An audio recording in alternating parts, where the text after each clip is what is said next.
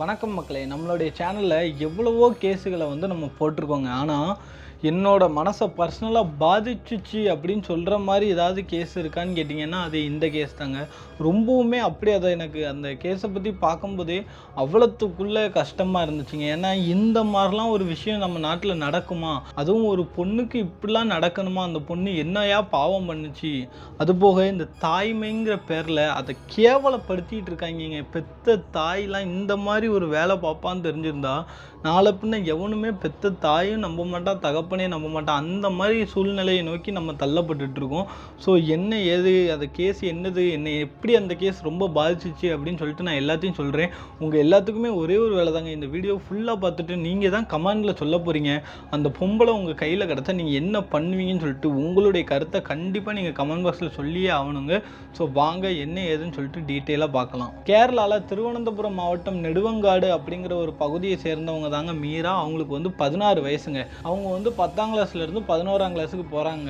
அவங்களுடைய summer holidays time. அந்த டைமில் கூட அவங்க யூஸ்ஃபுல்லாக இருக்கட்டும்னு சொல்லிட்டு கம்ப்யூட்டர் சென்டர், டியூஷன் சென்டர்லாம் போகிறாங்க.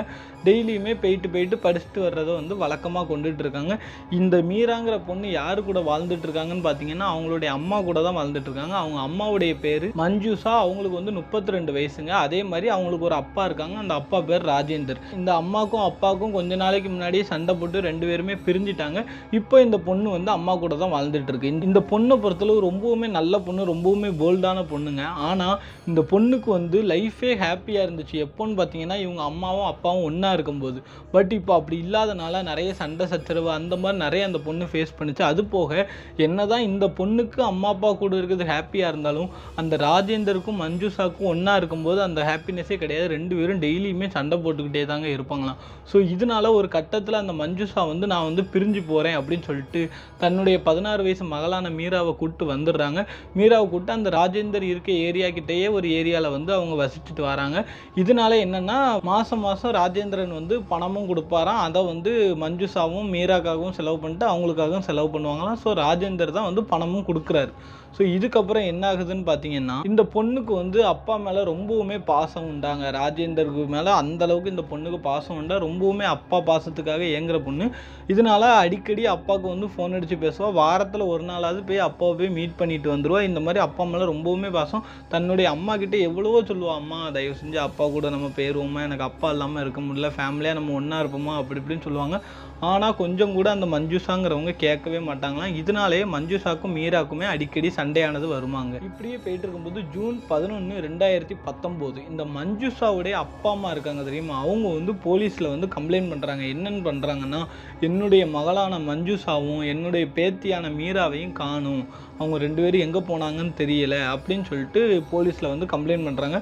போலீஸ்காரங்க இதுக்கப்புறம் என்ன பண்ணுறாங்கன்னா முதல்ல யாரை விசாரிப்பாங்க, அந்த ராஜேந்திரன் தானே விசாரிப்பாங்க. அந்த ராஜேந்திரனை விசாரிக்கிறாங்க. அப்போ அந்த ராஜேந்திரன் என்ன சொன்னாருன்னா, இந்த மாதிரி நேற்று மஞ்சுஷா எனக்கு கால் பண்ணி என்ன சொன்னான்னா, எனக்கும் மகளுக்கும் ரொம்பவுமே பெரிய சண்டை ஆகிட்டு, சண்டையில் அவள் வீட்டை விட்டு போயிட்டா. அவள் எங்கே போயிருக்கான்னு பார்த்தீங்கன்னா திருப்பூரில் இருக்க நம்ம சொந்தக்காரங்க வீட்டுக்கு தான் போயிருக்கா, நான் அவளை கூப்பிட போகிறேன் அப்படின்னு சொல்லிட்டு இந்த மஞ்சுஷாங்கிறவங்க கிளம்பிட்டாங்களாங்க. அப்போ போலீஸ்காரங்க என்ன நினைக்கிறாங்க, இந்த மாதிரி பொண்ணு திருப்பூருக்கு போயிட்டா இந்த மஞ்சுஷா தான் கூப்பிட போயிருக்காங்க அப்படின்னு சொல்லிட்டு நினச்சிக்கிட்டு என்ன பண்ணுறாங்கன்னா இந்த மஞ்சுஷாவுக்கு கால் பண்ணுங்க அப்படின்னு சொல்லிட்டு ராஜேந்திரன்ட்ட சொல்கிறாங்க. மஞ்சுஷாவுக்கு கால் பண்ணுறாங்க. மஞ்சுஷா ஃபோனை ஆஃப். அப்போ மஞ்சுஷா ஃபோனை ஆஃப்னு போலீஸ்காரங்களுக்குலாம் ரொம்பவுமே பதட்டமானது ஏற்படுது. ஏன்னா 16 வயசு சின்ன பொண்ணு, அந்த பொண்ணு வேற மைனரு. அப்போ அந்த பொண்ணை காணுங்கிறதுனால இந்த கேஸ் ரொம்ப பதட்டமான நிலைமையில போகுது. இப்போ மஞ்சுஷாவையும் கண்டுபிடிக்கணும், மீராவையும் கண்டுபிடிக்கணும். ஸோ இதனால திருப்பூரில் உள்ள சொந்தக்காரங்க எல்லாருக்கிட்டையுமே கேட்குறாங்க. அவங்களும் என்ன சொல்கிறாங்கன்னா மஞ்சுஷாவும் இங்கே வரவே இல்லை, மீராவும் இங்கே வரவே இல்லை, யாருமே எதுவும் இன்ஃபார்மும் பண்ணல அப்படின்னு சொல்லிட்டாங்க. அப்போ இதில் ஏதோ ஒரு மர்மம் இருக்குது, அந்த பொண்ணு எங்கே போச்சுன்னு தெரில. ஏன்னா எல்லாருடைய கேள்வி எல்லாருமே என்னென்னா அந்த மீராங்கிற 16 வயசு பொண்ணை நினச்சி தான் எல்லாத்துக்குமே பயம். ஏன்னா அது ஒரு மைனர் பொண்ணு, அந்த பொண்ணுக்கு ஏதாவது ஆயிடக்கூடாதுன்னு சொல்லிட்டு ரொம்பவுமே பயப்படுறாங்க. ஸோ இதனால் போலீஸ்காரங்க ரொம்ப தீவிரமாக இன்வெஸ்டிகேட் பண்ண ஆரம்பிக்கிறாங்க. அப்படி இன்வெஸ்டிகேட் பண்ணும்போது தான் என்ன ஆகுதுன்னு பார்த்தீங்கன்னா இந்த மஞ்சுஷாவுடைய ஃபோனை ட்ராக் பண்ண ஆரம்பிக்கிறாங்க. ட்ராக் பண்ணும்போது அது ஆஃபில் தானே இருக்குது. ஆனால் இந்த இன்ஃபர்மேஷன், அதாவது இவங்க திருப்பூர் போல் எல்லா இன்ஃபர்மேஷனையும் கண்டுபிடிக்கிறதுக்கே ஒரு 3-4 பக்கம் ஆயிட்டாங்க. ஸோ இதுக்கப்புறம் என்ன ஆகுதுன்னா ட்ராக் பண்ணி பார்க்கும்போது டெய்லியுமே ஒரு 5 நிமிஷம் மட்டும் ஃபோன் ஆன் ஆகி ஆஃப் ஆகிருக்குங்க. அதாவது ஃபோன் ஆன் ஆகும், ஒரு 5 நிமிஷம் ஆனில் இருக்கும், திரும்ப ஆஃப் ஆயிரும். ஸோ இந்த ஆன் பண்ணதை வச்சு எல்லாத்தையும் பார்க்கும்போது என்ன தெரியுதுன்னு பார்த்தீங்கன்னா, இந்த மஞ்சுஷாவுடைய ஃபோன் வந்து திருப்பூருக்கு போல் டைரெக்டாக திருவனந்தபுரத்துலேருந்து கன்னியாகுமரிக்கு போயிருக்கு, கன்னியாகுமரியிலேருந்து நாகர்கோயிலுக்கு போயிருக்கு. எல்லாத்துக்கும் பயங்கரமான குழப்பம். என்னடா திருப்பூர்னு சொல்லிட்டு இந்த பொண்ணு வந்து நாகர்கோயில் போயிருக்கு அப்படின்னு சொல்லிட்டு தீவிர விசாரிக்க ஆரம்பிக்கிறாங்க. இந்த மஞ்சுஷா மேலே போலீஸ்காரங்களுக்கு சரியான டவுட்டு. ஒரு பக்கம் தமிழ்நாடு போலீஸோட உதவியை வந்து கேட்குறாங்க. அந்த ப்ராசஸ் நடந்துட்டு இருக்கும்போது இந்த சைடு கேரளாவில் அந்த மஞ்சுஷாவை பற்றி நல்லாவே விசாரிக்க ஆரம்பிக்கிறாங்க. அப்படி விசாரிக்கும் போது அக்கம் பக்கத்தில் உள்ளவங்க எல்லாருமே இந்த வீட்டில் மஞ்சுஷாவும் மீராவும் மட்டும் தான் வாழ்கிறாங்களா, இல்லை வேற யாராவது வாழ்கிறாங்களா அப்படின்னு சொல்லிட்டு எல்லாருக்கிட்டையும் போலீஸ்காரங்க கேட்குறாங்க. அப்பவும் எல்லாரும் என்ன சொல்கிறாங்கன்னா, இவங்க 2 பேர் தான் இருப்பாங்க, ஆனால் அனீஸ்னு ஒரு பையன் வந்து அடிக்கடி இந்த வீட்டுக்கு வருவான் அப்படிங்கிற மாதிரி வந்து ஒரு தகவல் வந்து சொல்கிறாங்க. அப்போ யாரா இந்த அனீஸ் அப்படின்னு போலீஸ்காரங்களுக்கு வந்து ஒரு டவுட். என்னன்னா, இந்த அனீஸுக்கும் மீராக்கும் ஏதாவது ஒரு தொடர்பு இருக்குமோ, ஏதாவது ஒரு விஷயத்தில் ஓடி போயிட்டாங்களோ அப்படி இப்படின்னு சொல்லி நிறைய விஷயம் யோசிக்கிறாங்க. இதுக்கப்புறம் இந்த அனீஷோட வீடு எங்கன்னு கேட்குறாங்க. இந்த 5 வீடு தள்ளி தான் அனீஷோட வீடு இருக்குது அப்படின்னு சொல்லிட்டு போலீஸ்காரங்களுக்கு வந்து அந்த பக்கத்தில் உள்ளவங்க எல்லாருமே சொல்கிறாங்க. இதுக்கப்புறம் என்ன ஆகுதுன்னா, டைரெக்டாக போலீஸ்காரங்க வந்து அந்த அனீஷோட வீட்டுக்கு போகிறாங்க. அங்கே போய் பார்த்தா தான் எதிர்பார்த்த மாதிரியே ஒரு ஷாக்கு. என்னன்னு பார்த்தீங்கன்னா, அனீஷுமே வீட்டில் இல்லைங்க. ஸோ என்ன பண்ணுறாங்க, அனீஷோட நம்பரையும் ட்ராக் பண்ணுறாங்க.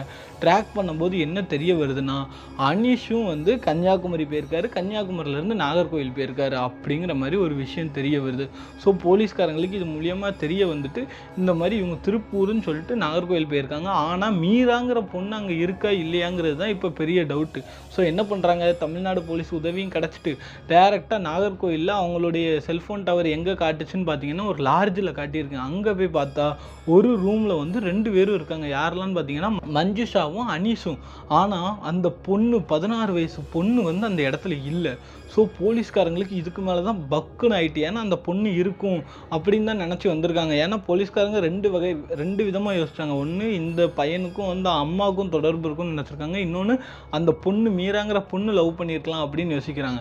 ஆனால் இப்போ அந்த பொண்ணை காணோன்னுட்டி 2 பேரையும் திருவனந்தபுரம் கூப்பிட்டு வந்து விசாரிக்கிறாங்க. அப்படி விசாரிக்கும் போது தான் அந்த பொண்ணு வந்து ஒரு உண்மையை சொல்கிறா. அப்படி விசாரிக்கும் போது தான் மஞ்சுஷா ஒரு விஷயத்த சொல்கிறா. என்ன சொல்கிறான்னு பார்த்தீங்கன்னா, என்னுடைய பொண்ணு வந்து தற்கொலை பண்ணிக்கிட்டா அப்படின்னு சொல்கிறா. தற்கொலையா அப்படின்னு எல்லாத்துக்கும் ரொம்பவுமே பயமாயிட்டு, என்னடா சொல்கிறீங்க அப்படின்னு சொல்லிட்டு. அப்போ தான் என்னாச்சுன்னு பார்த்தீங்கன்னா, ஜூன் 10ஆம் தேதி எனக்கும் என் பொண்ணுக்கும் பயங்கரமான சண்டை. என்னென்னா, என்னுடைய பொண்ணு வந்து அப்பா கூட போகணும், அப்பா கூட இருக்கணும், நம்ம எல்லோரும் ஒன்றா இருப்போம்னு சொன்னால், இதனால் 2 பேத்துக்கும் பயங்கரமாக வாக்குவாதம் ஆகிட்டு நான் அந்த பொண்ணை வந்து கை நீட்டி அடிச்சிட்டேன்.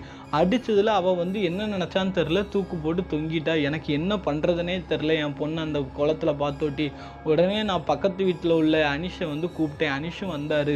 2 பேரும் தூக்கில் இருந்து இறக்கி வச்சோம். இறக்கி வச்சதுக்கப்புறம் தான் வந்து எங்களுக்கே தெரிய வந்துச்சு அவள் இறந்துட்டான்னு சொல்லிட்டு அப்படின்னு சொல்கிறாங்க. சரிம்மா, இறந்துட்டாங்களா, அந்த பொண்ணோட பாடி எங்கே அப்படின்னு கேட்குறாங்க. அப்புறம் தான் ஒரு விஷயம் சொல்கிறாங்க. என்ன சொல்கிறாங்கன்னா, இந்த மாதிரி பொண்ணு இறந்துட்டான்னு இவளை என்ன பண்ணன்னு தெரில. ஏன்னா எப்படியா இருந்தாலும் இவள் வந்து சூசைட் பண்ணிக்கிட்டேனே சொன்னாலும் நான் தான் காரணம்னு சொல்லி எல்லாரும் சொல்லிடுவாங்க. இவங்க அப்பாவை பிரிஞ்சு வந்ததுக்கே எல்லாத்துக்கும் என் மேலே தான் பழி போடுறாங்க. கடைசியில் இந்த பொண்ணுக்கு வந்து இப்படி ஆனதுன்னு தெரிஞ்சுச்சுன்னா எல்லாருமே என் மேலே தான் பழி போடுவாங்க. அதனால் என்ன பண்ணனே தெரில. அதனால தான் அனீஷோட உதவியை கேட்டு 2 பேரும் என்ன பண்ணோம்னா, அனீஷோட வீட்டுக்கு பின்னாடி யூஸ் பண்ணாத ஒரு கிணறு உண்டு, அந்த கிணத்துக்குள்ளே பாடியை போட்டுட்டோம் அப்படிங்காங்க. அப்போ போலீஸ்காரங்க என்ன சொல்கிறாங்கன்னா, பாடியை கிணத்துக்குள்ளே போட்டால் மிதக்க தானே செய்யும், நீ பொய் சொல்கிறியா அப்படின்னு கேட்குறாங்க. ஆமாம் சார், இந்த மாதிரி பாடியை போட்டால் மிதக்கும்னு எனக்கும் தெரியும். அதனால தான் நாங்கள் என்ன பண்ணோம்னா, செங்கலை ஃபுல்லாக உடம்புல கெட்டி அந்த பாடியை தூக்கி உள்ளே போட்டோம் அப்படிங்கிறாங்க. அப்போது செங்கலோடைய வீட்டில் பாடி உள்ளே இருந்துரும் பார்த்தீங்களா அப்படின்னு தெரிய வருதுல்ல. ஸோ இதுக்கப்புறம் என்ன ஆகுதுன்னா, அந்த குறிப்பிட்ட ஆட்கள் இருப்பாங்க தெரியுமா, உள்ளே போய் பாடியெல்லாம் எடுப்பாங்க பாருங்கள், தண்ணிக்குள்ளே நீச்சல் அடிச்சு, அந்த மாதிரி ஆட்களை உள்ளே அனுப்புகிறாங்க. இவங்க சொன்ன மாதிரியே பாடி கிடைக்கிது. பாடி வந்து ஃபுல்லாக வந்து கெட்டப்பட்ட நிலைமையில் இருக்குது செங்கலை வச்சு.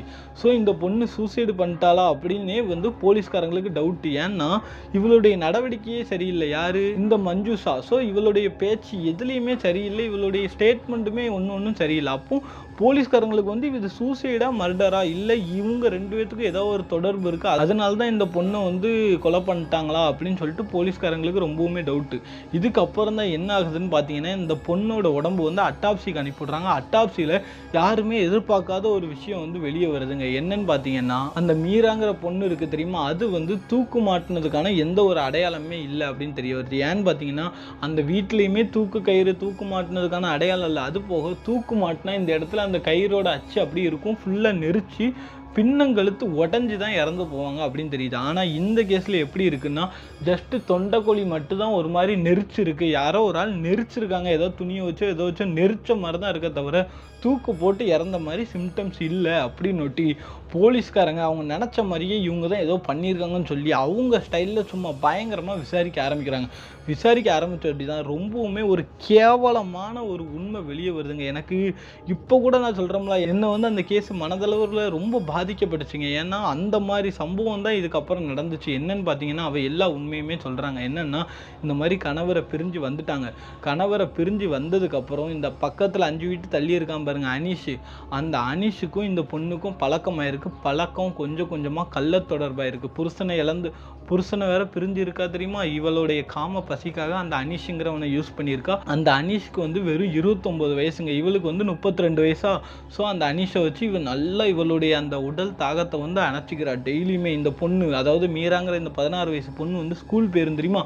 அவள் ஸ்கூலுக்கு போனதுக்கப்புறம் அனீஷ் வீட்டுக்கு வருவான். டெய்லியுமே உடல் உறவில் ஈடுபட ஆரம்பிச்சிருக்காங்க. அந்த லெவலுக்கு கேவலமாக இருந்திருக்கான்னா பாருங்களேன். தான் புருஷனை விட்டு ஏதோ சண்டை போட்டு வந்திருக்கா, அதுக்காக தான் பிள்ளை இருக்குது அது எதுவுமே யோசிக்காமல் தான் காம பசி தான் முக்கியம்னு சொல்லி அவங்க கூட உடல் உறவில் ஈடுபட ஆரம்பிச்சிருக்காங்க. சரி, இதுக்கப்புறம் என்னாச்சு அப்படின்னு கேட்டிங்கன்னா, அந்த பொண்ணுக்கு வந்து அடிக்கடி வீட்டுக்கு வரும்போது ஃபுல்லாக இந்த அனிஷுங்கிறவன் வந்து வீட்டில் இருக்கான்.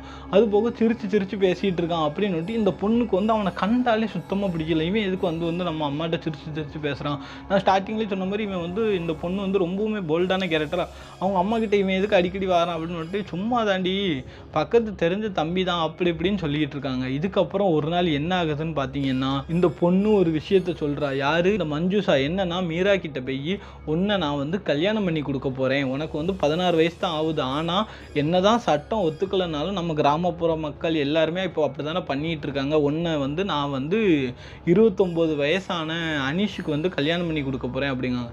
அப்போ இவர் இருந்துக்கிட்டு சொல்கிறா, அவனை கண்டாலே எனக்கு பிடிக்காது, நீ இந்த மாதிரிலாம் வேலை பண்ணிகிட்டு இருக்காத வச்சுட்டு இருக்காத அப்படிங்காங்க. அப்போ இவர் சொல்கிறா, இல்லடி அவன் வந்து உன்னை நல்லா பார்த்துப்பான், 29 வயசு தான் ஆகுது, உனக்கு 16 வயசு கரெக்டான வயசு தான், உன்னை நல்லா பார்த்துப்பான், 2 வருஷம் கழிச்சு நம்ம ரெஜிஸ்டர் மேரேஜ் பண்ணிக்கலாம், இப்போதைக்கு உன்னை கல்யாணம் பண்ணிப்பான் அப்படி இப்படிங்காங்க. அந்த பொண்ணுக்கு கொஞ்சம் கூட விருப்பம் இல்லைங்க. ஏன்னா அந்த பொண்ணுக்கு அந்தளவுக்கு படிப்பு மேலே ஆர்வம், தான் அப்பா அம்மா சேர்ந்துருக்கணும் அப்படின்னு அந்த பொண்ணு ஒரு விஷயத்த யோசிச்சுட்டு இருக்கு. ஆனால் இவ வந்துக்கிட்ட அந்த அனிஷுங்கிறவனை வந்து இந்த பொண்ணுக்கு கல்யாணம் பண்ணி வைக்கலாம் அப்படின்னு யோசிச்சிருக்கா. இப்போ அந்த பொண்ணுக்கு தெரியாது தான் அம்மாவுக்கும் அவளுக்கும் வந்து உடல் உறவு தொடர்பு இருக்குன்னு சொல்லிட்டு. ஆனால் நமக்கு தெரியும். நீங்களே யோசிச்சு பாருங்களேன், ஒரு பெத்த தாய் இப்படியா பண்ணுவா? இவ இதோட கொடூரமான நிறைய விஷயம்லாம் பண்ணா என்னன்னு சொல்லிட்டு சொல்கிறேன். இதுக்கப்புறம் என்ன ஆச்சுன்னா, அந்த பொண்ணு துளி கூட ஒத்துக்கலை. ஸோ இதுக்கப்புறம் என்னென்னா, ஒரு நாள் வந்து இந்த பொண்ணு வந்து கடைக்கு போகிறேன்னு சொல்லிட்டு போயிருக்காங்க. கடைக்கு போகிற கேப்பில் இந்த அனிஷ் வந்து வந்திருக்கான். அப்போ இந்த மஞ்சுஷா சொல்லியிருக்கா, இந்த மாதிரி மீரா கடைக்கு தான் போயிருக்கா, அவள் எப்போனாலும் வந்துடும் அப்படின்னு ஒட்டி ஒரு 10 நிமிஷம் தான், வா ஜாலியாக இருப்போம்னு சொல்லி 2 பேரும் ரூமுக்குள்ளே போய் ரூமை வந்து பூட்டிடுறாங்க. பூட்டிட்டு எவ்வளோ கேவலமான வேலையெல்லாம் பார்க்கணுமோ அவ்வளோ வேலையும் பார்க்குறாங்க. அந்த லெவலுக்கு உடலுறவில் இருந்துட்டு, அதாவது சத்தம் வெளியே கேட்குற அளவுக்கு அந்த மாதிரி இருந்திருக்காங்கன்னா யோசிச்சு கூட பார்க்க முடியல. அவ்வளோ கேவலமான தாய் அவெல்லாம். அதுக்கப்புறம் என்னாச்சு, கதவை திறக்கிறாங்க. யாருமே எதிர்பார்க்காத ஒரு பயங்கரமான ஷாக்கு. என்னென்னா, மீரா வந்து இவங்க 2 பேரும் பண்ணதை ஃபுல்லாக கேட்டிருக்கா, கண்ணால் பார்த்துருக்கா. தன்னுடைய 16 வயசு பொண்ணு 11ஆம் கிளாஸ் தான் படிக்கிறா. அவளுக்கு எப்படி இருந்திருக்கும், தான் அம்மா இப்படி ஒரு கேவலமான விஷயம் பண்ணிகிட்டு இருக்கா அப்படின்னு சொல்லிட்டு. ஸோ மீரா என்ன பண்ணுறா, பயங்கரமாக அவங்க அம்மாவை பிடிச்சி கத்துறா. என்னென்னா, உனக்குலாம் கொஞ்சம் கூட அறிவே இல்லையா, இவ்வளோ கேவலமாக நடந்துக்கிற, இவன் வந்து வீட்டுக்கு வரும்போதே எனக்கு சந்தேகம் இருந்துச்சு, 2 பேரும் சிரிச்சு பேசுனீங்கன்னு சொல்லிட்டு. எந்த ஒரு கேவலமான எண்ணத்தில் நீ எனக்கு கல்யாணம் பண்ணி வைக்கணும்னு நினச்ச, என் கூட கல்யாணம் பண்ணி வச்சா உனக்கு வந்து வசதியாக இருக்கும் டெய்லி அவங்க கூட படுக்கிறதுக்கு அப்படி இப்படின்னு சொல்லி அந்த பொண்ணு பயங்கரமாக திட்டியிருக்காங்க. கரெக்டாக தானங்க திட்டியிருக்கா. அந்த 11ஆம் கிளாஸ் பொண்ணு எவ்வளோ கரெக்டாக அவங்க அம்மாவை நெத்தி அடியாக அடிச்சிருக்கா பாருங்க. அப்படி கேவலமாக ஏற்றிருக்காங்க. உனக்குலாம் கொஞ்சம் கூட இது இல்லையா, நான் இப்போவே போய் அப்பா கிட்ட சொல்ல போகிறேன், இனிமேல் உன் கூட என்னால் ஒரு நிமிஷம் கூட இருக்க முடியாது, இப்போவே நான் அப்பா கிட்ட சொல்கிறேன்னு சொல்லிட்டு ஓடி போயிருக்கா. போனவளை இவ பிடிச்சி இழுத்து பயங்கரமாக போட்டு அடிச்சிருக்காங்க. யார்? இந்த மஞ்சுஷா வந்து மீராவை போட்டு அடித்து கையில் கிடச்ச துணி எடுத்து அப்படியே கழுத்தில் இருக்க ஆரம்பிச்சிருக்காங்க. அப்போ என்ன அது, அதை வந்து பிடிக்கிறதுக்கு தான் யார் வந்திருக்கா, இந்த அனிஷுங்கிறவன் வந்திருக்கான். கடைசியில் அவனும் சேர்ந்து கழுத்தை நெரிச்சு அந்த பொண்ணை வந்து கொண்டுட்டாங்க. அந்த சின்ன பொண்ணை அப்படி பண்ணிட்டாங்க. அந்த பொண்ணு என்ன பாவம் பண்ணுச்சு, அப்படி எனக்குலாம் டென்ஷன் ஆகுதுங்க. நீங்களே யோசிச்சு பாருங்களேன், அந்த சின்ன பொண்ணுக்கு என்னங்க தெரியும், அது வந்து என்ன பண்ணுச்சு. கழுத்தை நெரிச்சு இது பண்ணிட்டாங்க. கடைசியில் என்னாச்சுன்னு பார்த்தீங்கன்னா, உடனே வந்து இப்போ வந்து பண்ணியாச்சு. இதுக்கப்புறம் என்ன பண்ணன்னு தெரியாமல் உடனே என்ன பண்ணுறாங்கன்னா 10 மணி வரைக்கும் வெயிட் பண்ணுறாங்க. வெயிட் பண்ணதுக்கப்புறம் நேராக அவங்க வீட்டுக்கு அந்த அனீஷ் வீட்டு பின்னாடி உள்ள கிணத்துக்கு கொண்டு போகிறாங்க. கிணத்துக்கு கொண்டு போய் செங்கலை கட்டி வந்து இறக்கி விட்டாங்களாங்க. ஸோ இதுக்கப்புறம் என்னாச்சுன்னா போலீஸ்காரங்களுக்குலாம் பயங்கரமான ஒரு எப்படி சொல்ல டென்ஷன் ஆகிட்டாங்க. எப்படின்னா இவங்களுக்கு வந்து ஏதாவது ஒரு தண்டனை, நம்ம தூக்கு தண்டனை ஆயுள் தண்டனை நம்ம வாங்கி கொடுத்துடணும் அப்படிங்கிற மாதிரி முடிவு பண்ண ஆரம்பிச்சிட்டாங்க போலீஸ்காரங்களே. ஏன்னா அந்த பொண்ணுக்காக அவ்வளோ தூரம் போலீஸ்காரங்க மெயினாக தேடினதே அந்த 16 வயசு பொண்ணுக்கு எதுவும் ஆயிடக்கூடாது அப்படிங்கிறதுக்காக தான். கடைசியில் அது எல்லாமே முடிஞ்சிட்டு இப்படி ஒரு பொம்பளையால் தான் இவ்வளோ பெரிய விஷயமும் நடந்திருக்குன்னு போலீஸ்காரங்களுக்கு தெரிய வந்துட்டு தான் இன்னமுமே யாருமே எதிர்பார்க்காத ஒரு பயங்கரமான ஷாக்குங்க. என்னன்னு பார்த்தீங்கன்னா அட்டாப்சி ரிப்போர்ட்டில் அந்த பொண்ணு தண்ணி குடிச்சிருக்கா அப்படிங்கிற மாதிரி தெரிய வருது. இதில் என்ன அரிசி இருக்குன்னு நீங்கள் யோசிக்கலாம். என்னன்னு பார்த்தீங்கன்னா இறந்தவங்க வந்து ஜஸ்ட் நம்ம பாடி இது பண்ணால் அவங்க வந்து தண்ணியெல்லாம் குடிக்க முடியாது, வாய்க்குள்ளேருந்து தண்ணிலாம் போகாது. உயிரோடு இருந்தால் மட்டும்தான் தண்ணி குடிக்க முடியும். அப்பவும் டாக்டர்ஸ் என்ன சொல்கிறாங்கன்னா இந்த பொண்ணு கிணத்துக்குள்ளே போட்டதுக்கு அப்புறமே உயிரோடு தான் இருந்திருக்கா, உயிரோடு இருந்தனால தான் தண்ணியை குடிச்சிருக்கா அப்படிங்கிற மாதிரி ஒரு விஷயத்தை சொன்னோட்டி போலீஸ்காரங்களுக்கு இன்னுமே நீ என்ன தான் இன்னும் மறைச்சி வச்சுட்டு உண்மையை சொல்லுன்னு சொல்லிட்டு பயங்கரமாக விசாரிக்கிறாங்க. விசாரிக்கும் போது தான் என்ன ஆயிருக்குன்னு பார்த்தீங்கன்னா அந்த பொண்ணு வந்து அந்த கிணத்தடிக்கிட்ட கொண்டு போயிருக்காங்க தெரியுமா, இவ வந்து இறந்துட்டான்னு நினச்சி தான் உள்ளே போடலான்னு கொண்டு போயிருக்காங்க. ஆனால் கடைசியில் பார்த்தீங்கன்னா அவள் கிணத்தடி கிட்ட வந்துட்டு தான் அந்த பொண்ணுக்கு மூச்சு இருக்குன்னு தெரிய வருது. அப்போ அந்த இடத்துல மூச்சு இருக்குன்னு தெரிய வருதுல, இவ பெத்தவ தானே. நீங்களே யோசிச்சு பாருங்களேன், அந்த பிள்ளைய 10 மாதம் சுமந்து பெற்று 14 வருஷம் தூக்கி வளர்த்த அந்த பெத்த தாயாக இருந்தால் இவளுக்கு அந்த நேரத்தில் கூட மனசு இறங்கி பரவாயில்ல இவளை நம்ம இது பண்ணிடுவோம், இந்த விஷயம் வெளியே தெரிஞ்சால் பரவாயில்ல, நான் வந்து டைவர்ஸ் என் புருஷன் கூட வாங்கிட்டு நான் உன்னை வந்து கல்யாணம் பண்ணிக்கிறேன் அப்படி இப்படின்னு நீ ஏதாவது ஒரு முடிவு எடுத்துருக்கணுமா வேண்டாமா. ஆனால் அப்படி எதுவுமே பண்ணாமல் தான் மாட்டிடக்கூடாது, தன்னுடைய இந்த கேவலமான அந்த ஒரு விஷயம் மாட்டிடக்கூடாது, ஒரு சின்ன ஒரு 29 வயசு பையன் கூட உடலுறவில் ஈடுபட்டது வந்து மாட்டிடக்கூடாது, அவள் பொண்ணு பார்த்தது வெளியே தெரிஞ்சிடக்கூடாதுன்னு அந்த ஒரு தாய்மையையும் தாண்டி தன்னுடைய உடலுறவு எல்லாம் தான் முக்கியம் அப்படின்னு நினச்ச அந்த தாய் இவள் உயிரோடு இருந்தாலும் பரவாயில்லன்னு சொல்லி செங்கலை கெட்டி அவளை வந்து கிணத்துக்குள்ளே போட்டிருக்காங்க. அந்த பொண்ணு உள்ளே இறங்கும்போது நீங்கள் யோசிச்சு பாருங்களேன், தான் அப்பாவை விட்டுட்டு அம்மா கூட இருந்து தான் அப்பா மேலே அவ்வளோ பாசம் வச்சுட்டு கடைசியில் அந்த அம்மாவே கழுத்தை நெரிக்கும் போதும் சரி, தன்னை வந்து கிணத்துக்குள்ளே போடும்போதும் எப்படி இருக்கும் யோசிச்சு பாருங்களேன். ஏன்னா அந்த பொண்ணு அப்படி தண்ணியை குடிச்சிட்டே உள்ளே போயிருக்கும். அந்த பொண்ணுக்கு எப்படி இருக்கும் அதோட மனநிலைமை யோசிச்சு பாருங்களேன். அந்த பொண்ணுக்கு என்னங்க விவரம் இருக்கும் யோசிச்சு பாருங்க. அதோட வாழ்க்கையை அழிச்சு எல்லாத்தையும் அழிச்சு மொத்த குடும்பத்தையும் அழிச்சு தன்னுடைய அப்பா தான் குழந்தைய பிரிஞ்சுட்டாங்க, தன்னுடைய குழந்தை தான் அப்பா மேலே வசிருந்த பாசம் எல்லாத்தையும் பிரிஞ்சுட்டு ஒரு தாய்மையவே கேவலப்படுத்திட்டாங்க. கடைசியில் போலீஸ்காரங்க வந்து இவங்க மேலே கேஸ்லாம் ஃபைல் பண்ணி இவங்களை வந்து உள்ளே தள்ளிட்டாங்க. இப்போ எனக்கு என்னென்னா அவங்க அந்த பொம்பளை இருக்கா பாருங்க, அந்த மஞ்சுஷா, அவள் வந்து உங்கள் கையில் கிடச்சா நீங்கள் என்ன பண்ணுவீங்க, என்ன தண்டனை கொடுக்கலாங்க, என்ன பொறுத்தளவு தூக்கில் போட்டு அவளெல்லாம் நெரிச்சே கொள்ளணுங்க. அந்த மாதிரி இருக்குது. எனக்குலாம் அவ்வளோ டென்ஷன் ஆச்சு. அந்த பொண்ணு அழகாக படித்து அது முன்னேறணும், தன்னுடைய அப்பா அம்மாவை சேர்ந்து வாழ வச்சு பார்க்கணும் அப்படின்னு சொல்லிட்டு எவ்வளோ ஒரு அன்பாகவும் பாசமாகவும் இருந்திருக்கும். அது ஒரு நல்ல படிக்கிற பொண்ணாங்க, எல்லாருமே அப்படி தான் சொல்கிறாங்க. அந்த பொண்ணு யோசிச்சு பாருங்கள், அது லைஃபே போச்சு. எனக்கு என்ன சொல்லனே தெரில. ஸோ உங்களுடைய கருத்தை வந்து கமெண்ட் பாக்ஸில் சொல்லிடுங்க. இன்னொரு ஒரு இன்ட்ரெஸ்டிங் க்ரைம் ஸ்டோரியில் உங்களை வந்து சந்திக்கிறேன். அதுவரை உங்களிடமிருந்து விடைபெறுகிறேன். வணக்கம்.